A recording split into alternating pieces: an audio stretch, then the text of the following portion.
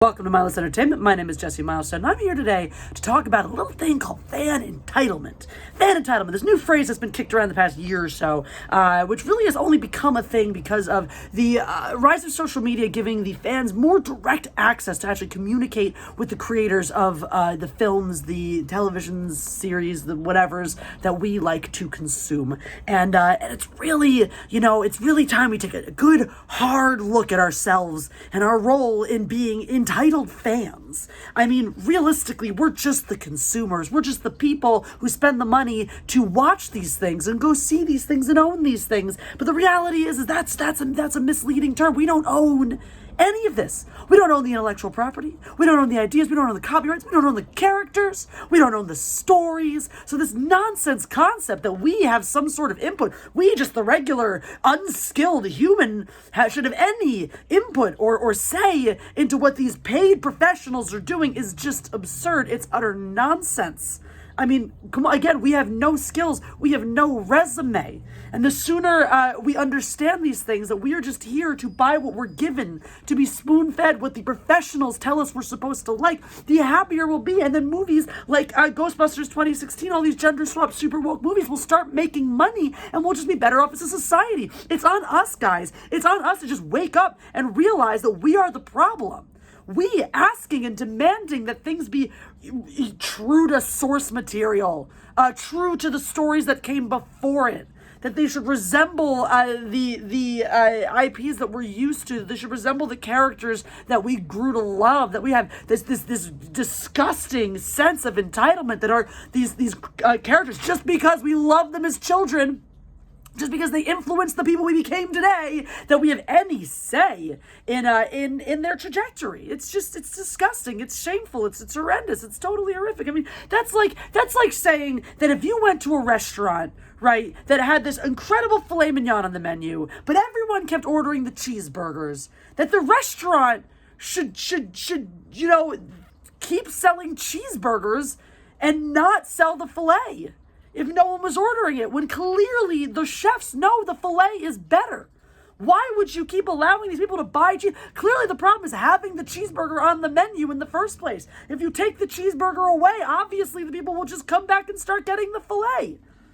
Nothing could go wrong in that. I mean, come on, that's ridiculous. That's like saying that if you're a toy manufacturer, right, and you create this excellent toy that everybody loves and every kid buys, and then you get your experts to come in and redesign the toy to make it better, but the kids just aren't buying it anymore, and you lose a core group of those original consumers, that you should just go redesign the toy to make it the old crappier way that they liked, or put the things back in that they liked about it, so they'll buy it again, when clearly your toy experts know better that the new thing they've created is superior. I mean, it just doesn't make sense. I mean, how is that a sustainable way of living, just pandering to the consumer all the time? That sounds like, what is this thing? Oh, right, capitalism. But you see, capitalism is the devil. It's the root of all evil on this earth. So we should just say, fuck capitalism, fuck those driving forces that create competition and creativity and bring about new things. And we should just make sure that we live in a super governmental controlled socialist state. Because those are the best forms of socialist states, by the way.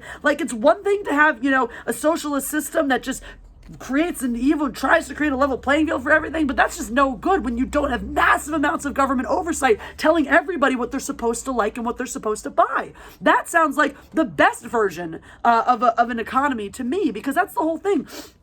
If we don't have to care, if we just put all of our trust and our faith into the people creating these things, and are told that we're supposed to like them or we're supposed to buy them, and we just do it, then everyone's happy. Then what's the problem? It's a sustainable economy that way. It's brilliant. Our personal wants and whims and desires don't mean anything. If we wanted these things our ways, we should have become the creators. Because shame on us for thinking that our money has power or any value here. No.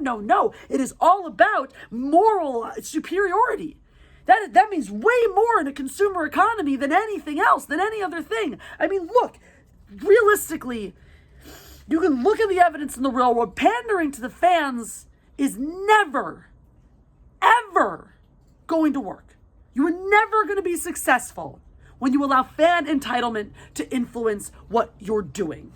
I mean, look, Birds of Prey didn't let any fan entitlement influence the direction they took Harley Quinn and that whole thing. And sure, it might not have made a lot of money, but people say it's a pretty okay movie. And that's what's important here, because that's the best you can get, right? Because we're driving towards, it's a step towards success. Maybe it was not a successful movie in the box office, but people thought it wasn't bad. And that is progress.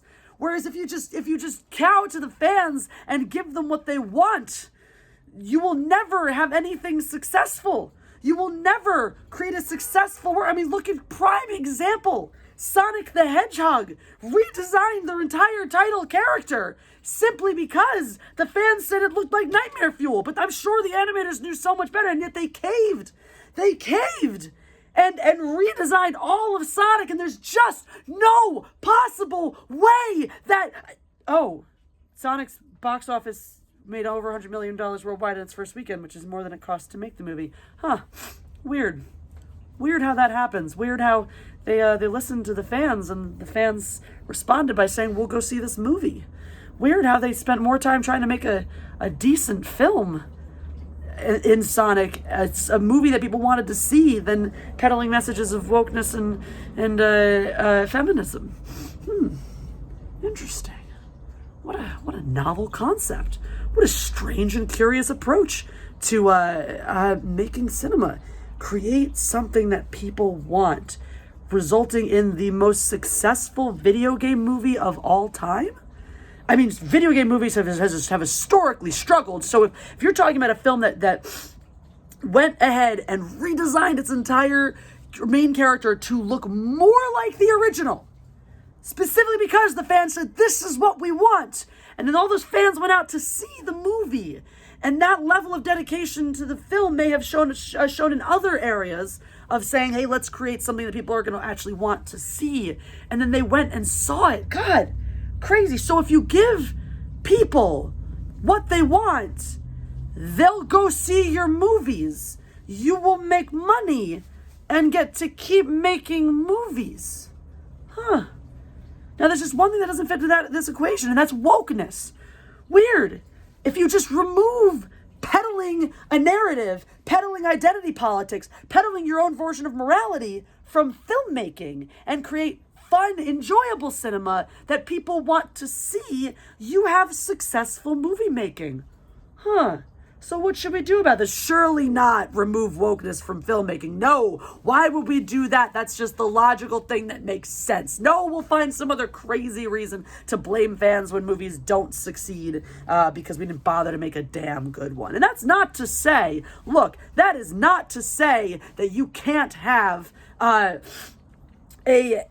agenda or a message or a political statement in your film. Just make sure you make it a damn good movie as well. Otherwise, we ain't gonna see it. That's what I'm saying. So, I think we've all learned something here today. I think what we've learned is fuck fan entitlement. It's just called being a goddamn consumer, and we have every right to expect that we will get what we fucking pay for. And that's all. That's it. That's what I wanted to say. If you like this stuff, if you want to hear more of it, it's all over Patreon. I have Social Justice Wednesdays there every week. I have This Week in Stupid. This Week in Stupid, we're going to discuss just a particular paragraph from yet another article shitting on Last Jedi haters and making idiotic statements like the reason we hated the movie is because we hate black stormtroopers. Oh my God. So if you're ready for that with This Week in Stupid, make sure you head over to Mindless Entertainment on Patreon for just $1 a month. You'll get Social Justice Wednesday. For $2 a month, you'll get This Week in Stupid and a whole bunch of other things. So check that out if you like what I'm doing here. Make sure you press the like button. Make sure you share this video. Drop your comments down below. All of that good stuff. You can follow me on social media. On Twitter, Jesse Milestone. On Instagram, Mindless Entertainment. And y'all have a wonderful whatever day this is. God Empress out.